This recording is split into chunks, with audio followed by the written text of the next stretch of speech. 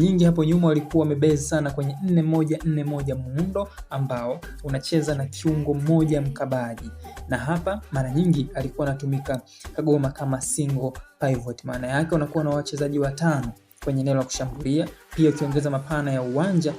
kutoka kwa walinzi unakuwa na idadi kubwa ya wachezaji. Ila kwenye mechi ya Yanga kocha Beka akarudi tofauti kidogo.